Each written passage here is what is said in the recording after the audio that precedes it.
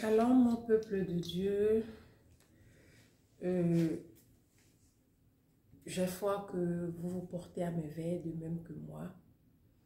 Aujourd'hui, je viens partager avec vous ce passage du livre d'Exode, Exode 7. Un passage, un chapitre dans lequel Dieu révèle à Moïse ce qu'il va faire devant Pharaon. Dans le passage précédent, il était question pour Moïse d'aller devant Pharaon pour lui demander de délivrer, de laisser le peuple d'Israël aller servir leur Dieu. Alors, ici, Dieu donne des instructions à Moïse, comment faire, comment agir devant Pharaon.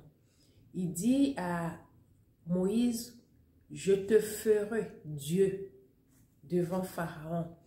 Cela tout simplement veut dire que Dieu a donné tout pouvoir à Moïse pour agir comme s'il était Dieu devant le roi Pharaon. Et il a dit à Moïse, je te ferai Dieu devant Pharaon et tu vas donner, ce serait alors à toi de donner des instructions à Aaron et lui, il va exécuter devant Pharaon pour que Pharaon puisse voir ma puissance et voir certaines manifestations pour réellement croire que c'est moi qui t'ai envoyé. Quand nous lisons la suite de l'histoire, effectivement, Aaron et Pharaon se sont rendus devant Aaron et Moïse, pardon, se sont rendus devant Pharaon et il y avait tous ses travailleurs, ses chefs, tout son arsenal de personnel, toute l'administration de Pharaon était présente. Alors, pour prouver que effectivement c'est l'Éternel Dieu qui l'a envoyé et sous instruction de Dieu même, Moïse a demandé à Aaron de jeter son bâton. Ce que Aaron a fait, et effectivement le bâton de Moïse s'est transformé en serpent.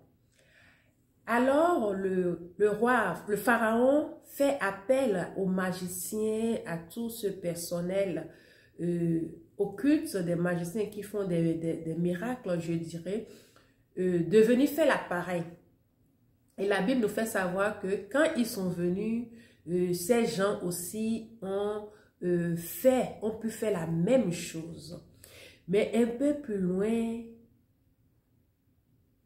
quand eux, ils ont jeté le bâton et que le bâton s'est transformé aussi en serpent, la Bible nous notifie que cependant, le bâton d'Aaron avala les leurs. Cela veut dire que Aaron a jeté son bâton sous instruction de Moïse et ce bâton s'est transformé en serpent. Pharaon a fait appel à ses magiciens qui eux aussi à leur tour ont jeté leur bâton. Et ce bâton aussi s'est transformé en serpent. Et c'est une manière pour eux de ridiculiser Dieu. De dire que ce que tu peux faire, moi aussi je peux le faire. Ce que tu peux envoyer tes messagers faire, moi aussi mon personnel peut le faire. Mais Dieu étant Dieu, la Bible nous dit que le bâton de Aaron a avalé le bâton de Pharaon. On n'a qu'à le dire tout simplement comme ça. En d'autres mots, le serpent d'Aaron a avalé le serpent de Pharaon. Il y a un adage qui dit dans une de nos langues que c'est un adage que j'aime bien, qui dit ceci: quand deux forces se rencontrent, c'est là on sait celui qui est plus puissant que l'autre. quand deux morgots puissants, comme les Ivoiriens le disent, se rencontrent, c'est là qu'on sait qui est le plus puissant. C'est vrai, le bâton de Pharaon s'est transformé aussi en serpent, comme celui d'Aaron. Mais la Bible nous dit que le bâton d'Aaron avala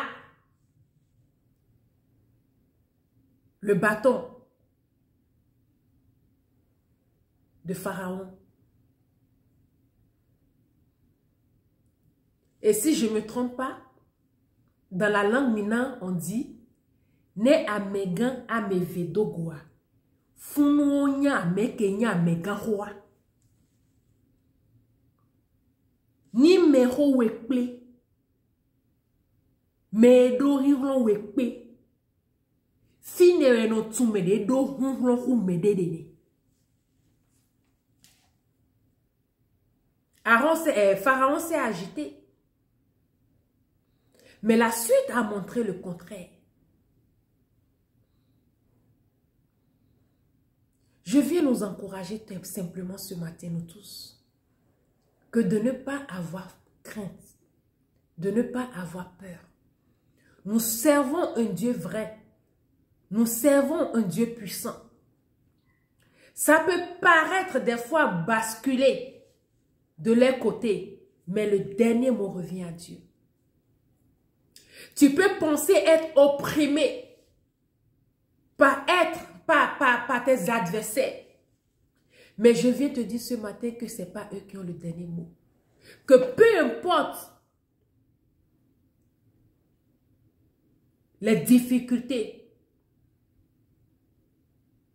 peu importe comment la bataille sera rude, c'est Dieu qui a le dernier mot. Et si Dieu a le dernier mot, cela veut dire que tu as le dernier mot sur tes ennemis. Cela veut dire que tu as le dernier mot sur tes adversaires. Cela veut dire que tu as le dernier mot sur tes persécuteurs. Tu as le dernier mot sur tes détracteurs. C'est vrai, des fois ça paraît, ça a une figure qui te fait croire qu'ils ont le dessus. Ça a l'aspect d'une défaite. On a l'impression que ça va en leur faveur. Mais je viens simplement te dire ce matin que ce n'est pas le cas. Ce n'est que des tournages. Ce n'est que des paramètres. Ce n'est que des reflets.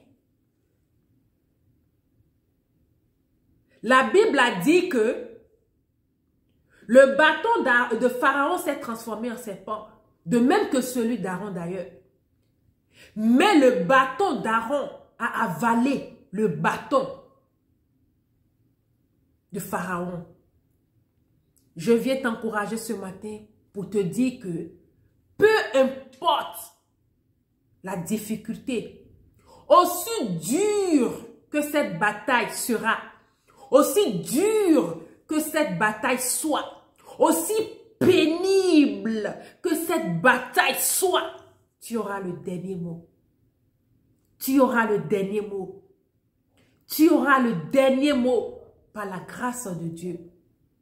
N'oublie pas, le bâton de Pharaon s'est transformé en serpent. Mais le bâton d'Aaron qui s'était premièrement transformé en serpent a avalé le bâton de Pharaon. Garde ça dans la tête. Et à chaque fois que tu t'en rappelles, sois sûr de toi-même. Sois convaincant. Sache que la victoire est de ton côté. Sache que la victoire est avec toi. Sache que la victoire est pour toi. Quand deux puissants se rencontrent, c'est là on sait qui est le plus puissant. Ton Dieu est le plus puissant. Ton Créateur est le plus puissant. Notre Seigneur Jésus-Christ est le plus puissant. Sur ce, je vais te laisser. La paix et la grâce de Jésus soient sur ta vie. Bye bye.